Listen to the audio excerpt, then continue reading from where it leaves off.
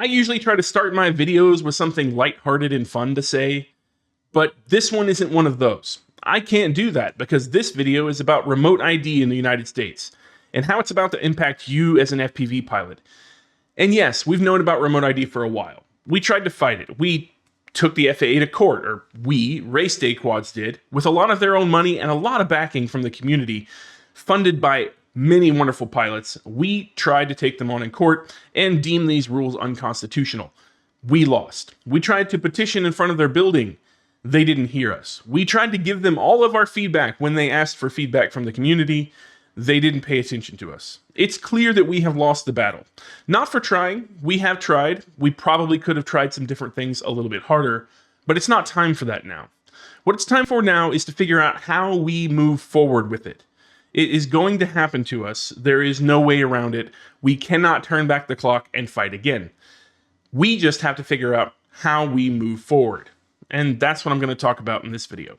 Now, if you don't live in the United States and you don't have any context for what our remote ID rules are, or maybe you're just a really new pilot in the US and you haven't heard of this or dug into it very much, let me give you some background on it and kind of a brief summary of what the ruling is. So what the rules are for us is that we have to be able to put a transmitter on our hand-built quads as of this September 2023 that broadcasts the location of the pilot, so where I'm standing with my radio, as well as the location of the quad, and some identifying information about the pilot and the quad via a registration number. That module has to be registered with the FAA. If you're a Part 107 commercial pilot, you have to have an individual registration for every quad you own, so a module for every quad that you have, whether it's 250 grams and above or under, you have to have a module and a registration for each one. If you're just a recreational pilot, you have to have one module, one registration, and you only put it on anything above 250 grams. But that will broadcast information out to a cell phone app that regular people in the community will have access to, and they'll be able to look up and see a drone in the sky, get their phone out, and get information about that drone, like the pilot's location, the drone's location, and the registration number that it's under. If they call the authorities, they can use that registration number to track you down via the FBI, and the FBI will get a hold of you. And that's the basis of what the rule is. Now, this came about because a few years ago, the legislative bodies in the United States decided they wanted some regulation around drones and nefarious acting. They wanted some more national security around drones, which isn't a bad thing and does set really well with their voting base. It makes a lot of sense why they would want that, because a lot of people have an irrational fear of drones that haven't ever dealt with them. They think they're all for spying, or they're going to hover over their house and they're the kind of people that might want to shoot them down. It votes really well. So these politicians wanted that. They probably got votes due to being supportive of it. And then the FAA had to go and write this rule, and now we are where we are with it. Before now, we have had to have this remote ID system built into quads that were pre-built. So like DJI quads or other bind and flies, they needed to be remote ID compliant right out of the box as of late last year. But now in September, all the quads you build, like this one that is currently on my bench, I will have to put a module on before I can take off legally. And we've known this is coming, but recently a video the FAA put out really complicated this for us because it showed some real world use cases of remote ID. And it was mostly fear-mongering for the community. I understand the purpose of the video. It was to show how this works, but there were some things in there that we didn't think were going to go the way they were going to go. And then what I'm going to talk about is a scenario where someone at a baseball game, it's not a little league game, it's an adult baseball game, it's just a friendly match between two organizations and a bunch of people out watching it, sees a drone. They get their phone out of their pocket. They don't see the drone on their app on the phone. So they call the police, and the police investigate. They come out and they find the person. They make a phone call to the FBI, who tracks this person down and then calls them. So the FBI talks to the pilot directly for basically a member of the public not being able to see this drone on the app on their phone. And if you know anything about the public, and I am in the IT profession, I have seen many people use an app on their phone to varying amounts of success. Varying is a really strong word for it.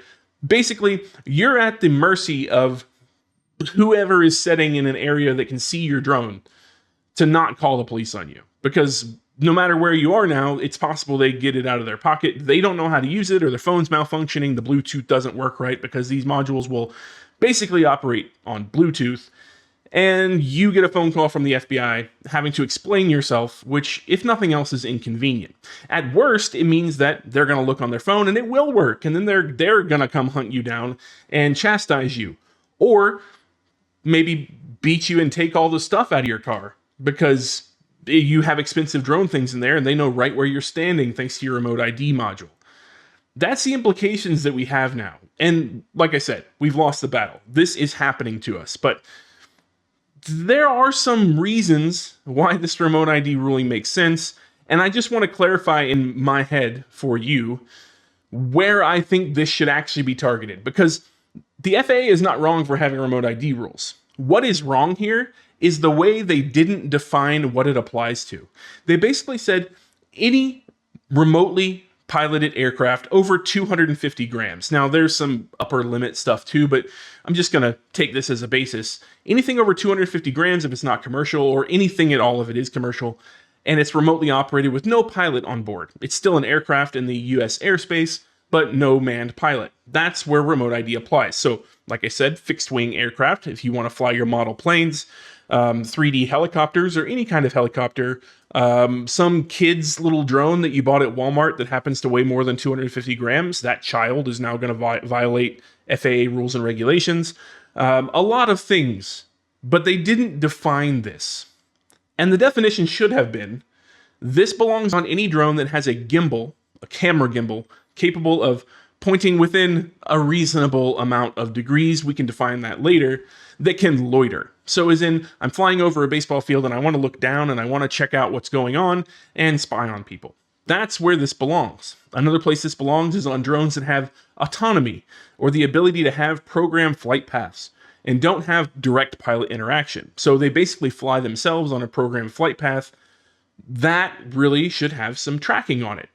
And that is going to start applying to things like delivery drones as well. So this should apply to things that can deliver a package or carry a package outside of its own body or shell or chassis that it can deliver or drop or detach.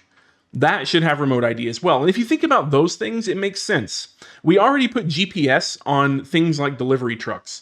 They have GPS on all of them. Fleet management software knows where all the delivery trucks in the United States are, for companies that are big enough to operate large fleets. Even some individual sole proprietorships that do long-haul trucking for delivering things have GPS, and there's already nationwide systems to handle that. That makes sense. So delivery drones, that's where that falls in. But the thing the FAA has been comparing this to is a license plate. And I don't know about you, but I have a license plate on both of my vehicles, and neither one of those transmit data about me or where I started the car at before I drove for the day. So wherever I was standing, probably my driveway. It doesn't transmit that to everyone around me when they're not in other vehicles. It's not a license plate. It's a dog collar with a remote tag. If you lose your dog in the woods, this is how you find them. We're the dog. And someone's going to come looking for us. And it's going to happen. So now on to the thing that's the whole point of this video. We've lost the battle. What do we do now?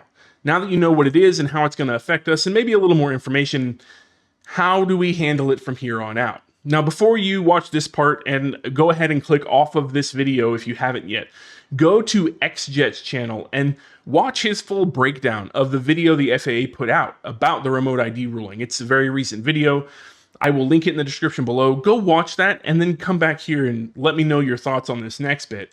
But he puts a lot of context around how he interpreted that video, and I think it's a really great thing to watch. But now that you're back from doing that, if you haven't done it already, let's talk about what I think you should do moving forward.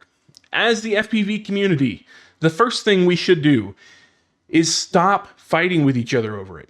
Some people are going to choose to comply with this. Some people are not going to have a choice to not comply with this. They're going to have to. They're going to have to comply. And you're going to have to be okay with it and let them do it. And it's not that they're a bad human being or a terrible member of the community. You're going to have to let them comply and understand that it's their life and their decision to do it. And if you're not going to comply with this, if you've made the decision that you will not put this module on and every flight you take will be against the FAA's regulations, The same goes. They can't think you're a bad person for it either. What we can't do is fight each other over this.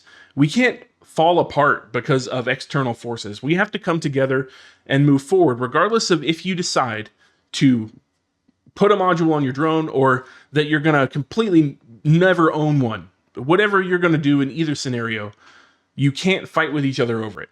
I want to stop seeing this on Facebook. People saying, I will not comply, and then a bunch of people telling them why they're wrong, and then people saying, I will comply, and a bunch of people telling them why they're wrong. That can't be a thing we do. We have to support each other. This is a small hobby. We have to have each other's back. Regardless of the decisions we make, we have to support each other in those decisions and realize that we're making them for very different reasons that other people don't need to be a part of. So, stop fighting with each other. The second thing we need to do is make this the FAA's problem. Every time that you get hassled about your drone, call the FAA and report it. I don't care who you call and report it to. Get as high up as you can. Make a phone call. They may not care. They may tell you don't need to report these kinds of things. Every time a Karen walks up to you and yells at you about your drone, and you're flying it legally or illegally, whatever you choose to do, make sure the FAA knows that you were hassled. Make sure. They're going to probably tell you to call the local police. That's fine. I want them to take the phone call and be annoyed. If anything annoys the federal government more, it's having to do more work. So make it work for them. If they're going to apply things to you, apply things to them. That is one thing to do. Another thing is to make sure that every time your module dies mid-flight and you notice, you call them and say, hey, I just wanted to let you know I took a flight, my module died halfway through, and I wanted to report it, so in case anybody calls in, I don't get in trouble. Be proactive with that communication. No, it's not useful. No, they won't do anything about it. But they have to take the phone call. And at some point, they're going to get annoyed with taking the phone calls. And when they get annoyed with taking all of these phone calls, they may decide to sit down and listen to us. And they may decide to modify the rule so that they don't have to take these phone calls anymore. The only way you're going to get them to take any action is to wear them out. Now is the time to wear the FAA out.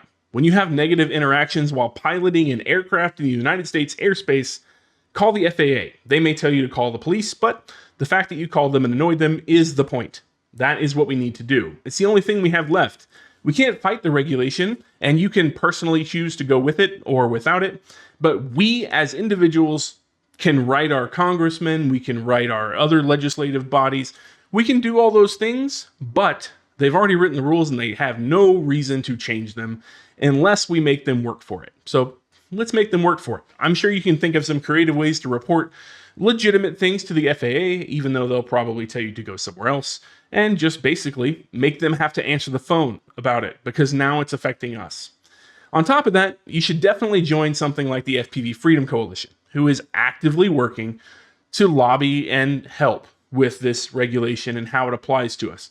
They are doing a lot, and if you haven't joined yet, consider joining. And if you can't join, they have activities and other things you can probably be a part of. See what you can do to help, even if you can't afford to join. If you have the time and the capability to help, because that is a really good force forward when it comes to remote ID. And if you have a channel, if you have an influence, use it to put something out there about remote ID and your thoughts. And you don't have to incriminate yourself. I'm not sitting here telling you how I'm going to handle this regulation. I know how I'm going to handle it, and that is my personal decision. And I expect that everyone in the community respects my personal decision and is still in alignment with the community, regardless of what I decide. So it's not important what I'm going to do or for me to tell you what I'm going to do. What's important is how you handle this as a whole. And that means coming together, going in a single direction, doing what we can to help bodies like the FPV Freedom Coalition do what they can because they have access to people we don't, and making it the FAA's problem by making them work harder. Make them answer the phone, make them answer emails, write them letters.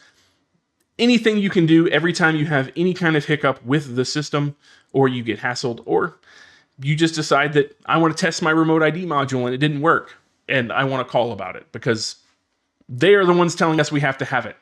They'll tell you to call the manufacturer, but the federal government only responds to having to do things. Make them have to do things so that they want to not do things. I think that's the only way forward here. And like I said, love each other. We're all FPV pilots. It's a small community. We have to come together on this, or we will continue to lose. over and over and over again, and it will be nobody's fault but ours. Anyway, that's all I have. Leave me the comments below. Don't incriminate yourself and tell me what you're going to do with RemoteID. That's not what I'm asking for here. Let me know your thoughts on how we can make the FAA work harder because of their own regulations. Let me know your thoughts on how we can take action whenever action is taken toward us to make it partly their problem too, because it's a big problem for us. And let me know what you think about the modules. So far, I haven't seen a whole lot of modules on the market. This thing's coming up in September. I think we're going to have a little bit of a problem if you want to comply, even getting the thing in the first place. Tell me what you know about that, if you know of anything cool coming out that's going to be small, because likely on this channel, I'm going to have to look at a couple of them because there will be people that comply, and I want them to know how to use them if they want to comply.